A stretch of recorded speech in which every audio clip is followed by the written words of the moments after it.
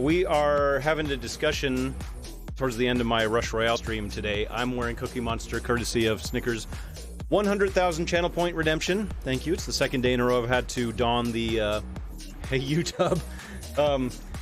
Second day in a row I've had to don the Cookie Monster courtesy of Ginger Beef yesterday, so I've had about 10 hours of Cookie Monster gameplay in the last 2 days.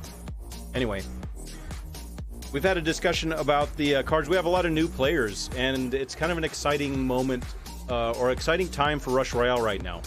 I like the clan tournaments. It's fun. But we have a lot of new players that need to learn about some of the cards. So I'm going to do a quick review of the cards on this account, for which I have all of them. 48 out of 48. I'm going to roast, I'm going to praise, and I'm going to be indifferent about some. Okay? I'm going to do this as quickly as possible. This is off the cuff. We did not prepare this. So get ready. Buckle in tight. Strap in, or whatever you want to say. Hold on tight. Did I say buckle in tight? There's a cap in front of my face. That's appropriate. Okay, let's go. Archer. Archer is worthless for the most part. It got a buff with the J hero, but nobody plays it. Bombardier is a good card. Bombardier is one of the top 20% cards in the game, I would say. Bombardier is one of the best slowing units, which is an important thing for when you're playing, especially decks that have AoE. Speaking of slowing units, Cold Mage and Bombardier are sort of the two main ones that people put into decks. Some people still argue that Cold Mage is in the meta, or has been in the meta since almost the beginning of the game, along with Inquisitor. However, Inquisitor got a pretty big nerf recently. We'll talk about that when we get there. Fire Mage, awful. Hunter, not good. Lightning Mage, really not good unless you are very low in trophies. Poisoner, don't play it. Rogue, surprisingly good. I would say Rogue, you guys might be surprised about this. Rogue is in the middle. If you have Rogue, but you don't have Boreas, or you don't have, Engineer, stuff like that, Rogue is actually not that bad. Surprisingly, Rogue, Grindstone is not that bad. Tier list, there are tier lists, Swaggin. This is my opinion. Thrower, lower tier, not really very good, but it can be useful in low trophy situations.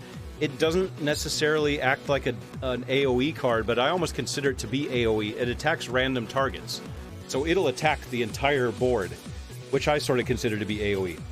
Alchemist, probably one of the top 10 cards in the game right now. Top 10, top 15. Alchemist is maybe the best AoE dealing card. If you don't know what AoE is, it's area of effect. It's when damage, it's like splash damage. You guys know what that is. If you're watching this, you know what that is. Banner, terrible. Cauldron, not very good in PvP, but almost a necessity in co-op because of how slowly the monsters spawn. You can't use it in PvP though. Chemist, a little bit of a polarizing card. I have high opinions of Chemist. It's not Age of Empires. Area of Effect. Chemist is a good card. I'd say Chemist is a top 15 card as well. Chemist buffs cards. It increases the damage taken by the target. The damage buff grows with each merge rank. It makes your cards really beefy. Grindstone is good, but not as good as it used to be, mostly because we now have mini-bosses that are immune to critical damage. Priestess, pretty good. I'd say Priestess top 40% of the cards. Not great, but not bad. Priestess is one of the is not one of the top economy cards, but if you're in a pinch, like in my alt account, I have to play Priestess because I don't have Summoner. Or I don't have to, but I do. Sentry, don't play it. It got a buff, but don't play it. Sharpshooter, meh. People were big on Sharpshooter when it got a big buff, but it's really not that good. I don't see it very often. Zealot, okay. Zealot should be better than it is.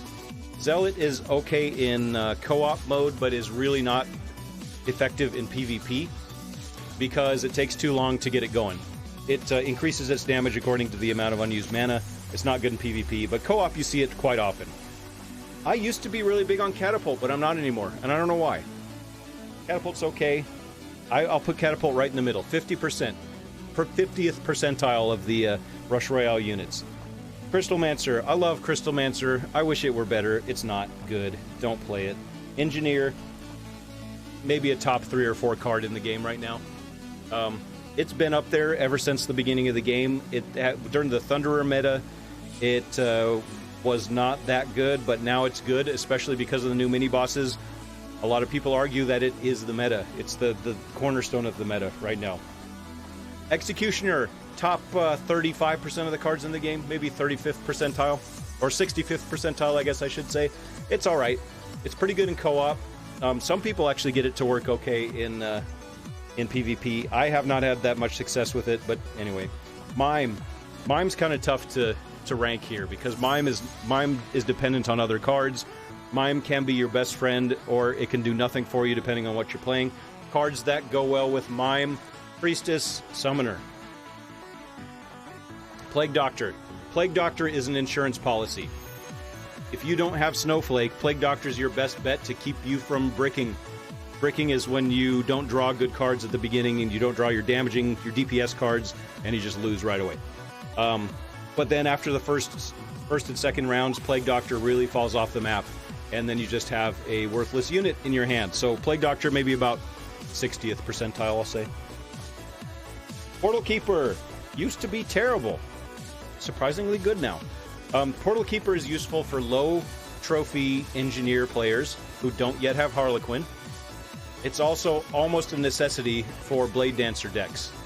Blade Dancer is the newest unit in the game, and it's a legendary. A lot of people don't have it. I play Blade Dancer as my main deck, and I can't imagine playing without Portal Keeper.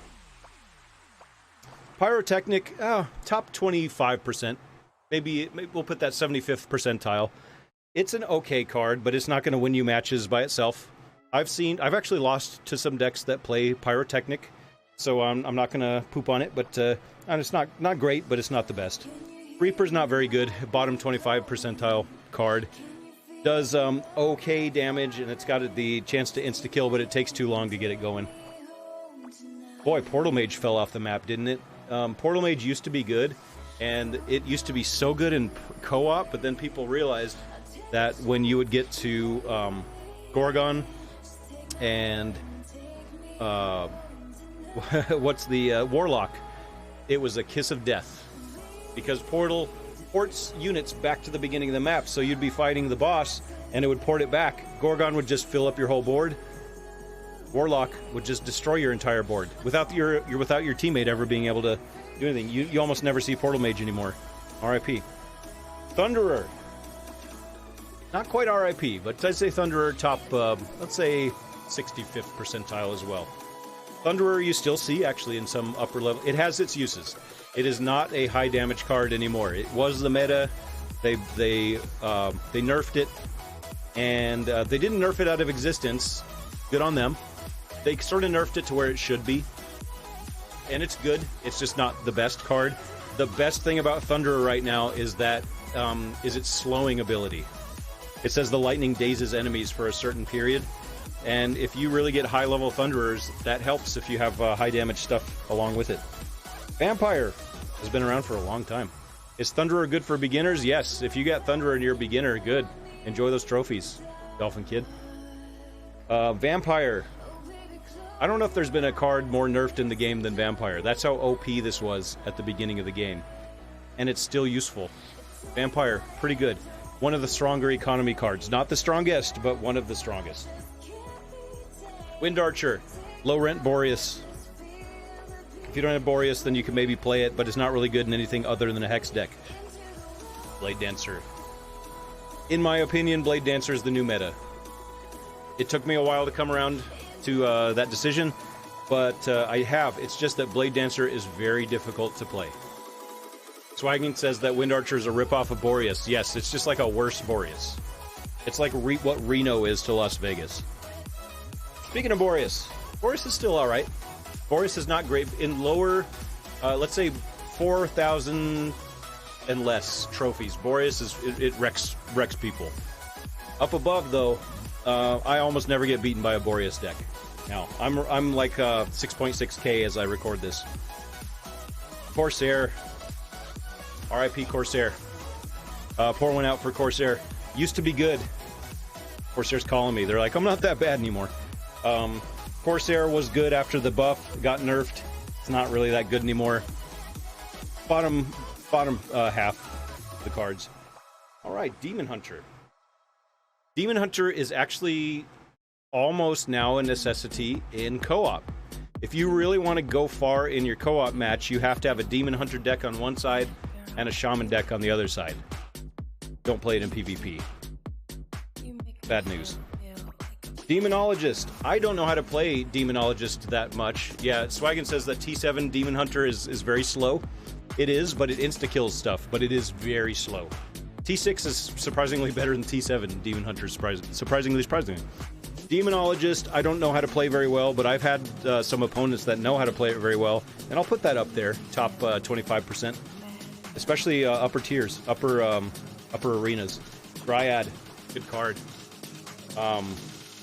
Of the units that are similar to Dryad, we got Mime, Dryad, Harlequin, and they all do different things. Dryad's really good. I did a video earlier about the differences between Dryad, Mime, and Harlequin. Check that out. Frost, I like better than a lot of other people do, but it's one of the slowing cards. One of the nice things about Frost is it doesn't take up a whole bunch of space on your board, and it can slow things a lot. I like Frost. Maybe not better than Bombardier and Cold Mage, but it's not bad. Harlequin, on its own, is not a good card, but combined with cards like Engineer, Blade Dancer, it's a necessary card for those. Oh, right in the middle here of our YouTube video, Josh Raiden with 5. Thank you, Josh. We're doing a tour de Rush Royale units, and we're getting there towards the end. Thank you, and welcome, Raiders. Harlequin is an S++++++ card, Swaggin says. Yes, there are some decks, if you want to play Engineer, you want to play Blade Dancer, you need Harlequin, if you're going to go far. Or Inquisitor, too. Inquisitor. Let's pour one out for Inquisitor as well. Inquisitor used to be the meta for a long time. Got buffed, and it's not awful now. Some people say it's dead, but it's okay. It's just not nearly as strong as it used to be. Hex. Snickers was talking about this just a bit ago. Wi-Fi problems, Josh. RIP. Hex is not a good card on its own, but when paired with fast damaging cards, is quite good. I'll just say that. Oh, dude. Wow, I got 75 bits from an ad.